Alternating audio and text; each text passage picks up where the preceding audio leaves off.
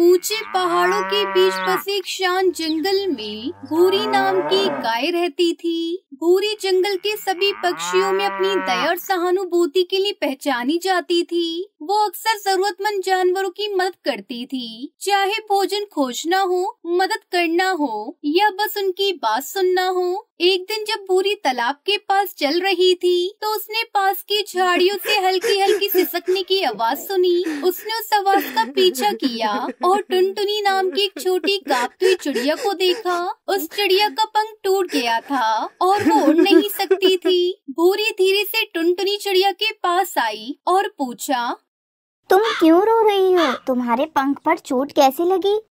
मैं कल रात तूफान में अपने घोंसले से गिर गई। मुझे नहीं पता कि वापस कैसे जाऊं और मैं अपने घायल पंख के साथ उड़ भी नहीं सकती। मैं डरी हुई हूँ और बिल्कुल अकेली हूँ। भूरी का दिल उस छोटी सी चिड़िया पर आ गया। उसने बिना कुछ सोचे समझे उसकी मदद करने का फैसला किया। उसने सावधानी से टुनटुनी चिड़िया को अपनी पीठ पर उठाया और कहा, चिंता मत करो मेरी प्यारी दोस्त, मैं तुम्हारी देखभाल करूंगी। अब तुम सुरक्षित और स्वस्थ हो। भूरी गाय टुनटुनी चिड़िया को एक पेड़ के पास ले गई और उसने टुनटुनी चिड़िया को अपना खाना दिया, फिर अपने घर ले गई। समय के साथ टुनटुनी चिड़िया का पंख ठीक हो गया और उसने अपनी ताकत वापस पा ली और वो दोनों जंगल के सबसे अच्छे दोस्त बन गए। जैसे जैसे टुनटुनी चिड़िया का पंख बेहतर होता गया और वो दिन आ गया जब वो अपने परिवार में लौटने के लिए तैयार थी। वो उड़ान भरने के लिए तैयार होकर भूरी की पीठ पर बैठ गई, लेकिन उसकी आंखों में आंसू भर आए। टुनटुनी चिड़िया ने अपने प्रिय मित्र भूरी गाय को गले लगाते हुए कहा, मुझे तुम्हारी बहुत याद आएगी। आप सबसे दयालु, सबसे प्यारी है, जो मैं कभी भी भूल नहीं सकती। भूरी गाय ने मुस्कुराते हुए जवाब दिया, और मैं भी तुम्हें याद करूंगी, लेकिन याद रखना, सच्ची दोस्ती हमेशा के लिए रहती है, चाहे दूरी कितनी भी हो। उसके बाद टुनटुनी चिड़िया अपने परिवार के पास चली जाती है और भूरी गाय फिर से अकेली हो जाती है। एक दिन जब भूरी गाय उस नदी के पास अकेले चल रही थी, तभी फिर से उसकी मुलाकात टुनटुनी चिड़िया से हुई। भूरी, जब से मैं तुम्हें छोड़कर गई, तभी से मुझे तुम्हारी बहुत याद आई। अब हम दोनों साथ में रहेंगे। मैं तुम्हें छोड़कर कहीं नहीं जाऊंगी।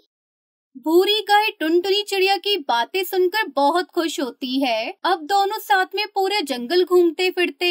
एक दिन की बात है, भूरी, हम साथ में तो रहेंगे, लेकिन हम खाना क्या खाएंगे? उसके लिए काम तो करना पड़ेगा। अरे टुनटुनी, इतनी सी बात, सारे जंगल के पक्षी मुझसे ही तो दूध लेने आते हैं। क्यों ना तुम बाजार में दूध बेचो और उनसे जो पैसे मिलेंगे उससे तुम अपना घर का खर्चा निकाल लेना। भूरी, तुम सच में बहुत अच्छी गाय हो। अब टुनटुनी चिड़िया बाजार में दूध बेचकर अपने घर का गुजारा करने लगती है।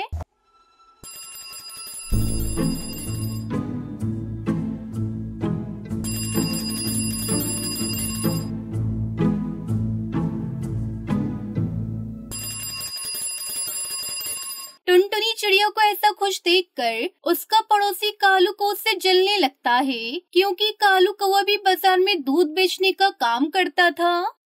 ये टुनटुनी चिड़िया तो बड़े मजे से दूध बेच रही है, ऐसे तो मेरा काम खराब हो जाएगा। मुझे भूरी और टुनटुनी की दोस्ती को तोड़ना होगा।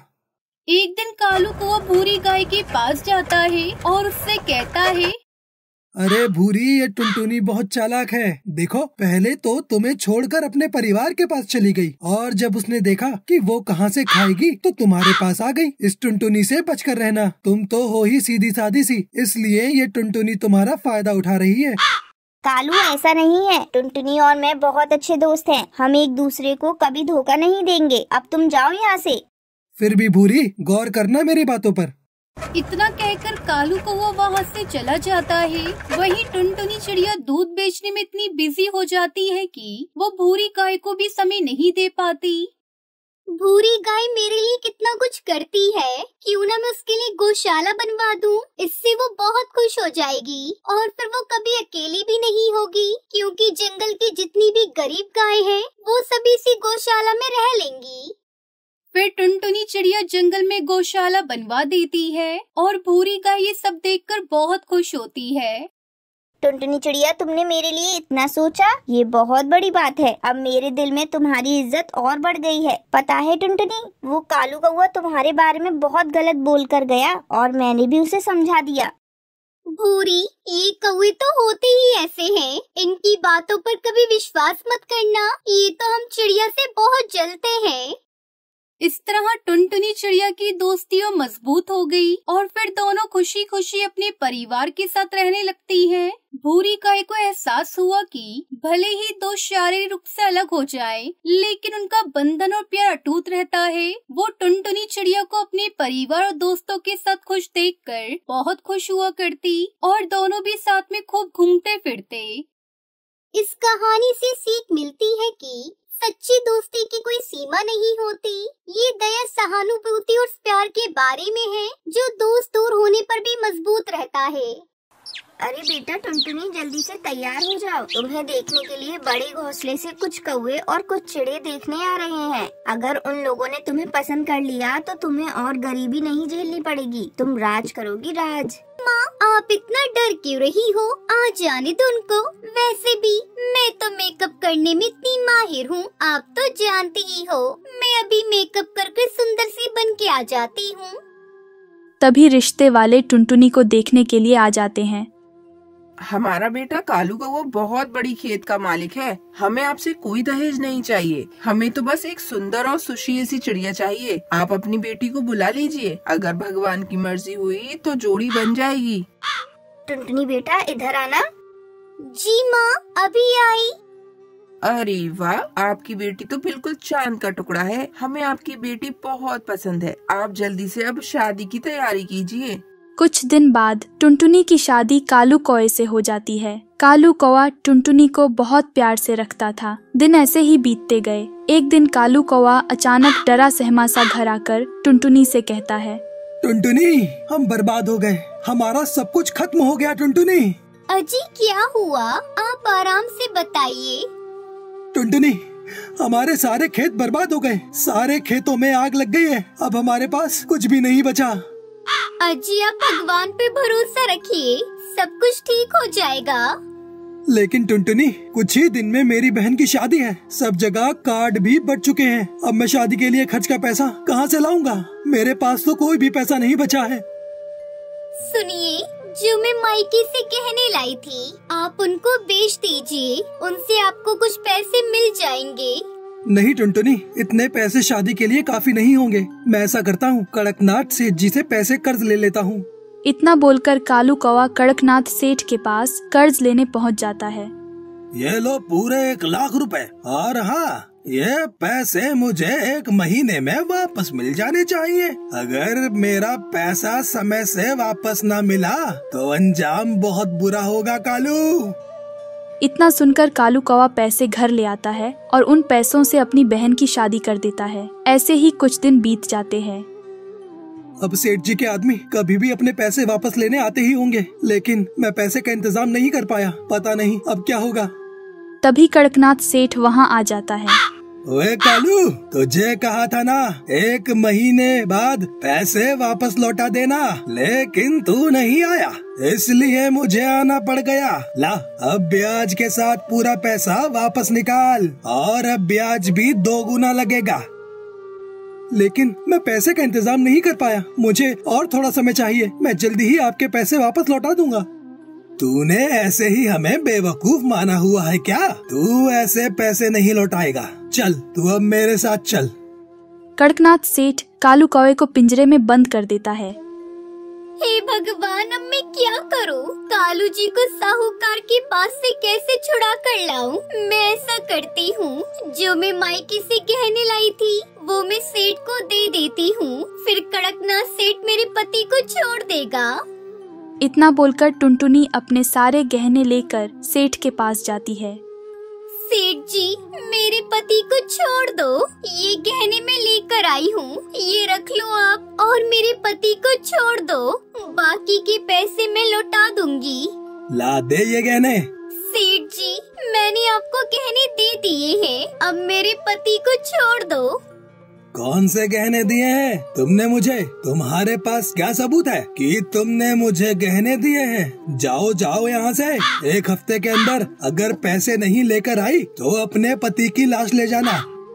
इतना सुनकर बेचारी टुनटुनी चिड़िया दुखी मन से अपने घर आ गई। हे भगवान, अब मैं क्या करूं? अब मैं 1 हफ्ते में पैसे कहां से लाऊंगी? मैं ऐसा करती हूँ, मुझे मेकअप करना तो आता है, मैं ब्यूटी पार्लर ही खोल लूं। वैसे भी मैं मेकअप में माहिर हूँ। हाँ, मैं यही करती हूँ, मैं ब्यूटी पार्लर खोल लेती हूँ। इससे मैं अपने पति को छुड़ाने के लिए पैसे जोड़ सकती हूँ। इतना बोलकर टुनटुनी चिड़िया अपने ही घर में ब्यूटी पार्लर खोल लेती है। उसके पास बहुत से पक्षी मेकअप कराने के लिए आने लगे। एक दिन एक बदसूरत पिंकी चिड़िया मेकअप कराने के लिए टुनटुनी के पास आती है। बहन, क्या तुम मेरा मेकअप कर दोगी? सब मुझे बदसूरत कहते हैं, क्या मैं भी सुंदर लग सकती हूँ? हाँ, क्यों नहीं। अब देखना, मैं थोड़ी ही देर में तुम्हें कितनी सुंदर बना दूंगी। तभी टुनटुनी उस चिड़िया का मेकअप करके उसे बहुत सुंदर बना देती है। अरे वाह, मैं कितनी सुंदर हो गई। अब कोई मुझे बदसूरत नहीं कहेगा, अब मैं सबसे सुंदर हो गई। बहन, मैं तुम्हें मेकअप करने के लिए कितने रुपए दूं? बहन, तुम मुझे 1000 रुपए दे दो। ये लो 1000 रुपए। अरे ये क्या? ये नोट तो नकली है, इस नोट को कोई भी नहीं लेगा। तुम मुझे असली नोट दो, मैं इस नोट को नहीं ले सकती। नहीं, ये नोट असली है, मैं तुम्हें और पैसे नहीं दे सकती। अच्छा, चलो फिर मैं पुलिस बुला लेती हूँ। अगर ये नोट नकली निकला तो तुम जेल की हवा खाओगी। नहीं बहन, मुझे माफ करना, मेरे पास नकली नोट ही है। मैं गरीब हूँ और बदसूरत भी। अपनी बदसूरती को दूर करने के लिए मेरे पास पैसे नहीं थे। मैंने बहुत कम दाम पर ये नकली पैसे खरीदे थे और तुम्हें दे दिए। फिर टुनटुनी चिड़िया सोचने लगती है, क्यों ना मैं इस चिड़िया से नकली नोट ले लूं और सेठ से अपनी पति को छुड़ा लाऊं। ठीक है, मैं पुलिस को नहीं बुलाऊंगी। तुम्हारे पास जितने भी नकली नोट हैं, वो तुम सब मुझे दे दो। ये लो, मेरे पास 1 लाख से ज्यादा के नकली नोट हैं, मैं सब तुम्हें दे देती हूँ। टुनटुनी चिड़िया उन पैसों को लेकर कड़कनाथ सेठ के पास पहुँचती है। ये लो सेठ जी, आपके 1 लाख रुपए दुगने ब्याज सहित वापस कर रही हूँ। अब मेरे पति को छोड़ दो। लगता है पैसे कहीं से चोरी करके लाई हो, पर मुझे तो पैसे से मतलब है। चल, छोड़ देता हूँ तेरे पति को। इतना बोलकर सेठ कालू कौवे को छोड़ देता है। टुनटुनी घबराकर कालू कौवे के साथ घर आती है। अजी, हमें जल्दी से यहाँ से निकलना होगा। मैंने सेठ को जो पैसे दिए हैं वो सब नकली है, इसलिए सेठ के पक्षी कभी भी यहाँ आ सकते हैं। तभी टुनटुनी चिड़िया और कालू कौवा अपना सामान पैक करके वहाँ से निकल जाते हैं और शहर के जंगल आ जाते हैं। फिर टुनटुनी चिड़िया वहाँ अपना ब्यूटी पार्लर खोल लेती है और खुशी खुशी कालू कौवे के साथ रहने लगती है।